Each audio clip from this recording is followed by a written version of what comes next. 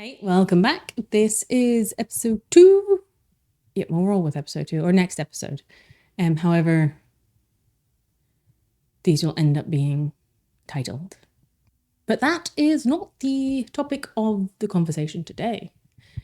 So this past weekend I got baptized, which was fantastic and amazing. There is another video that's going to be coming out about that. So we're not going to dwell on that too much, but it happened at a church retreat. So I went away for the weekend. It was wonderful. It was amazing. It was so, so good. But it was also overwhelming. And that is something that kind of came up a lot this weekend in a couple conversations I had with people. And I know I brought it up in last episode, like especially at the beginning of your faith journey, like before you become a Christian, or even like after you become a Christian, or even just at any point during your walk, things can be overwhelming and fearful.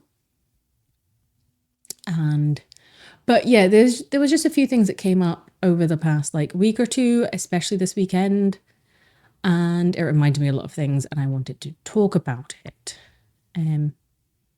Especially because that overwhelm and fear is what held me back from getting baptized for so long. So we're going to talk about it, and we are going to rewind and kind of try and talk about it in a somewhat chronological order. However, I make no promises. But yeah, let's go back. So I said my faith journey started probably at the beginning of 2024. However, we're going to do it from when I actually started going to Alpha, because that's when I actively started it myself. So I started going to Alpha/church because I wanted to understand more about Christianity. If I was going to be with someone who was a Christian, I should at least understand something that is very important to them. I had no plans whatsoever to convert. I was so sure at the time that like I was going to learn about it because it was important to him. But that was it. Like I wasn't going to convert. Like I would go to church with him. But like I was still going to stay atheist through and through. Spoiler. That's not how it went. But yeah, that was the original plan. I did technically go to church first. I did something I do not usually do, and I walked right into that church by myself. It was terrifying. I'm actually still surprised I managed to do it because, yeah, terrifying. And I went a couple of times, but I wasn't going consistently. I was just kind of going here and there. And then that church started an Alpha course. It wasn't their first Alpha course, but they do it once a year. So they started it for that year. And I'd actually missed the first 2 sessions, but I sent them an email being like, hey, can I come along? Because I thought it was something you had to like register for. And like, you do register for it, but you don't have to. You can just show up. Well, the one at my church, you can just show up. And the one we're doing just now, you can just show up. It's still better if you register, but if you haven't registered, don't let that hold you back. But anyway, off topic. So yeah, did that and started going to Alpha because it was both less intimidating and a bit more intimidating. It was less intimidating in one sense because you're not sitting there for a whole hour listening to a preach with so many people and everything like that. But if you do have questions, it can be kind of hard to talk about them at church because at the end, everyone's mingling, having a cup of tea. Because there's so many people, it's noisy. And in any noisy room like that, it's always hard to have a conversation. And that is where Alpha is great because usually you'll watch a video, divide into smaller groups, and talk a bit. And in that way, it was so much better because you could talk more about things. And it was scary. It was scary. And I'm so glad I didn't give in to the fear, because well, it's not so much that I was like, why? I just felt like I was going to be judged.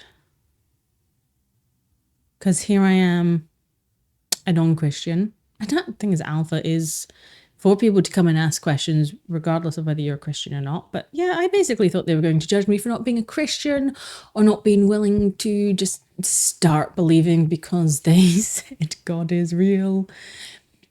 I thought they would judge the fact that I'm not a Christian dating a Christian, that they're going to think that I am just doing this because I'm dating a Christian and not actually for myself. And I was honest at the beginning that like I am mainly here just to learn and understand something that's very important to my partner. But it was still very scary. And especially for like the first 2 sessions I went to, it's also quite scary like speaking my opinions, because the little group I was in, I was the only non-Christian there. So I think there was about 7 or 8 of us in this little group, and we're all chatting, and they're obviously discussing things from a Christian perspective, and I'm just like, that's not where I'm coming from. I am not a Christian, and don't let fear silence your voice. Don't let fear hold you back from asking questions. And this goes both ways, obviously, but as long as you are being polite in your questions, there shouldn't be any issue with you asking questions. And that's actually leads me on to another point I want to bring up. And something I struggled with is not all people are good. And I understand a lot of people have had very bad experiences with Christians in the church.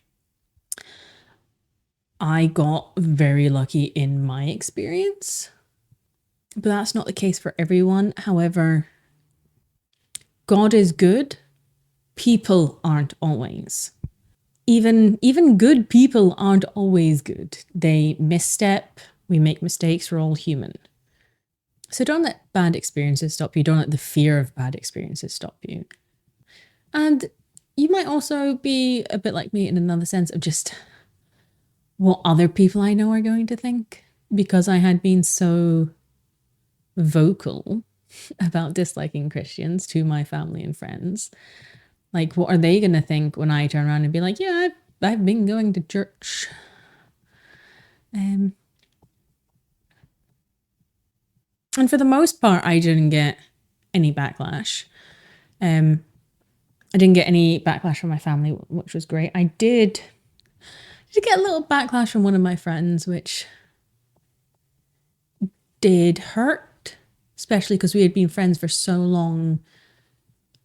So when they commented that I was just the only reason why I was doing this for him, really did hurt, because it's like, well, do you after we've been friends for this long, do you really think I would just convert to a religion I didn't believe in just because he is? Like, it was hurtful. It was also quite insulting, if I'm being honest. And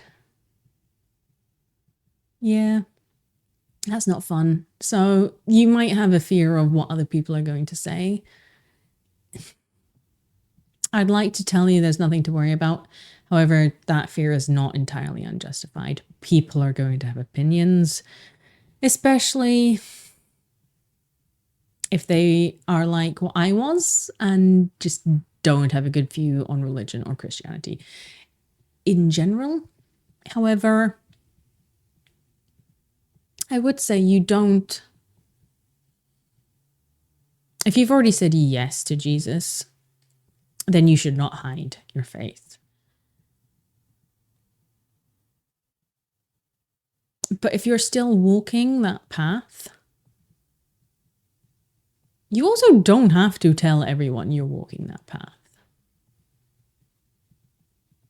Like you don't need to tell everyone your business. And this is true of all things in life. You don't need to tell everyone your business because, yes, everyone has opinions. And that's the other thing that's overwhelming is everyone has opinions. And in a lot of cases, are they trying to be helpful? Yes. But is it also overwhelming when everyone's giving you their opinions? Also, yes. However, I do also feel like I'm getting a little off topic. So we're going to bring it back to the overwhelm and fear a bit more. And there is a verse in the Bible. I can't look it up on my phone because I'm using my phone to record this. The phone is the camera and my computer's over there. So through editing magic, we'll put the verse up on the screen, like about here or over here. I don't know. But anyway, so it's, my yoke is easy and my burden is light.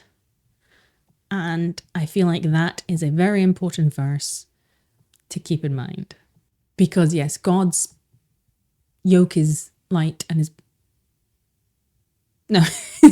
yoke is easy and his burden is light.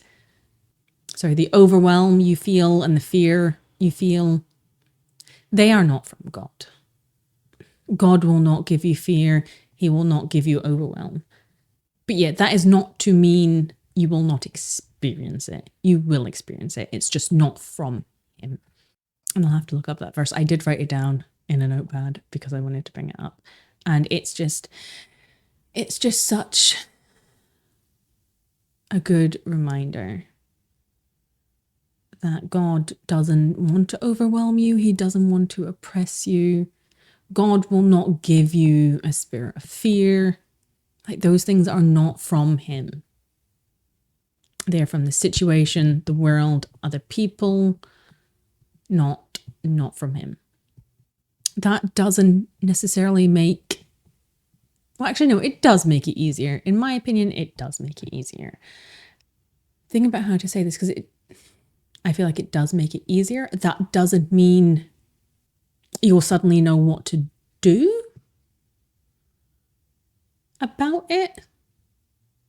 It makes it easier in the sense of easier to not feel weighed down by it. Not easier in the sense of you'll suddenly know what to do and how to deal with it. That's certainly in my experience not how it works. As nice as it would have been. And this is where we're going to get into the crazy part. And people might going to think I'm crazy for what I'm about to say. Especially if you are still on your journey to becoming Christian or not. And I would have thought I was crazy at one point as well. Because the enemy wants you afraid. The enemy doesn't want you to pursue God. Doesn't want you to try and follow in the footsteps of Jesus. And that's another reason why you can't let the fear win. And that's the other thing, is either do or do not. You can't really stay in this weird in between. I was in a bit of a weird in between for a while, where after going to Alpha for a bit in church, I wasn't a Christian yet. I wasn't ready to be a Christian yet. But I also couldn't turn back and completely go back to how things were. And that was a very uncomfortable spot to be in. And it was fear that kept me in that spot. And I feel like this can be true of like other situations in life, not just your faith walk. But yeah, you can't just sit on the fence. You can't stay in limbo. You can't just sit and twiddle your thumbs like, we have to do something. We have to go forward, preferably forward and not back, but you have to pick one. I can promise you, sitting on the fence is very uncomfortable. But yeah, it was fear that held me in that spot for so long. And eventually I did tip over the edge, and I gave my life to Jesus. But yeah, that's not the end of the journey. That's not the end of the fear. That's not the end of the overwhelm. If anything, that's when it kind of stepped up a notch. Because yeah, like I said, when I was worried about what people would think, at least before I became a Christian, I could just be like, oh, I'm just going because I'm curious or to learn, or I could have made up some sort of excuse or lie. However, yeah, I was really worried about people judging me. And it was weird because I don't know why I cared.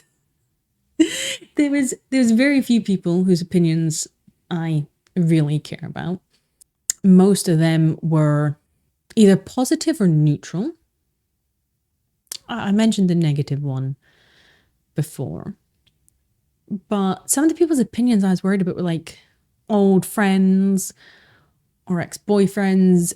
And I'm just like, why? They're not in my life anymore. Why do I care what they think?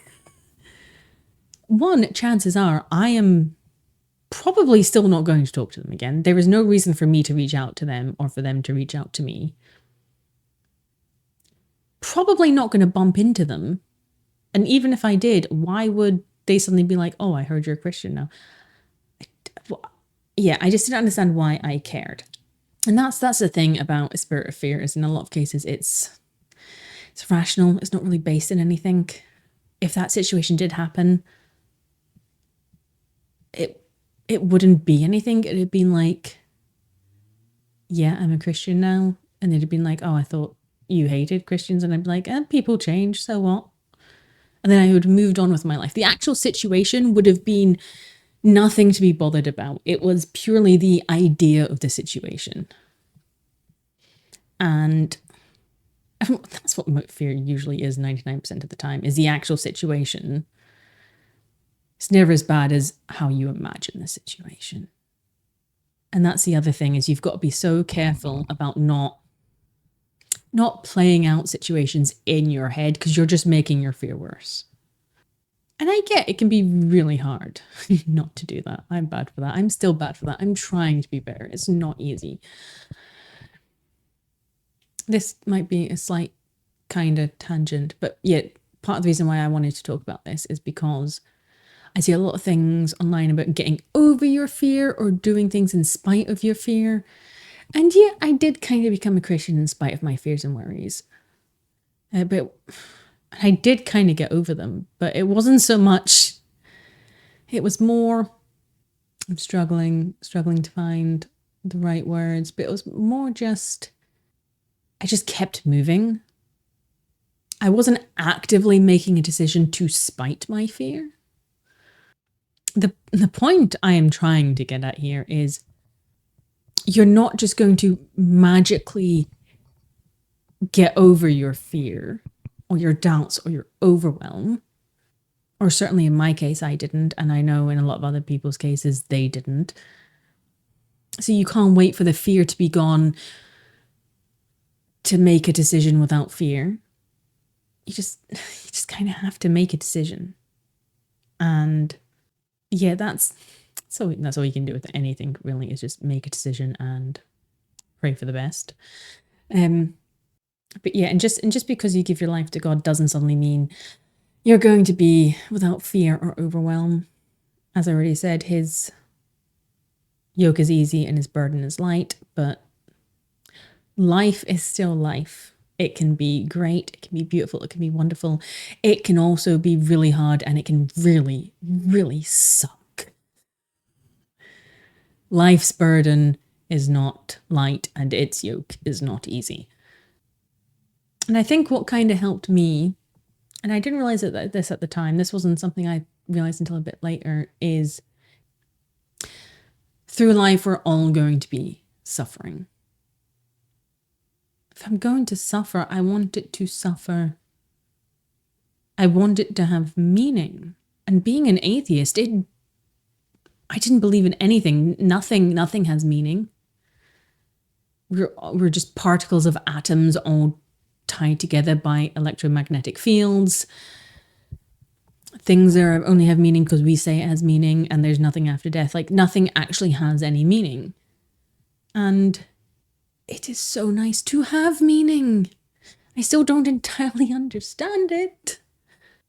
But yeah, if I'm gonna suffer, I'd much rather suffer believing there's a God that loves me than all that awaits us is a black, empty void.